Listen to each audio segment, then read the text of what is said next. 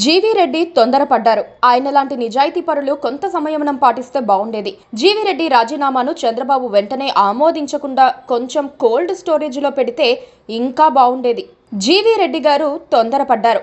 Chairman పదవికి రాజీనామా చేసినప్పటికీ టీడీపీ సభ్యత్వానికి రాజీనామా చెయ్యకుండా ఉంటే చాలా బాగుండేది. పార్టీ కోసం, ప్రజల కోసం చదువు లేకపోయినా పని చేయొచ్చు, పార్టీ నిన్ను గుర్తుంచుకుంటుంది లాంటి స్టేట్మెంట్స్ సోషల్ మీడియాలో రెగ్యులర్ గా దర్శనమిస్తున్నాయి.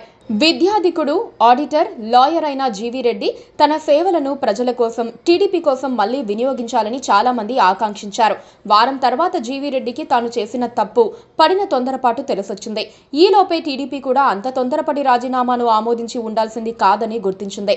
అప్పటి పరిస్థితులను బట్టి వ్యక్తి కంటే పార్టీ ముఖ్యమని, పార్టీనే పవర్ఫుల్ అని సందేశం పంపేందుకే జీవీ రెడ్డి రాజీనామాను అంగీకరించారని తెలిసిపోయింది. గత వారం రోజులుగా జీవీ రెడ్డికి జనంలో మద్దతు పెరుగుతోంది. ప్రత్యేకంగా టీడీపీ క్యాడర్లో జీవీ రెడ్డి నిజాయితీ, ఆయన చెప్పిన నిజాల పట్ల విశ్వాసం పెరిగింది. ఆయన లాంటి ధైర్యవంతుడు పార్టీకి కావాలని కూడా విస్తృతాభిప్రాయం వ్యక్తమైంది.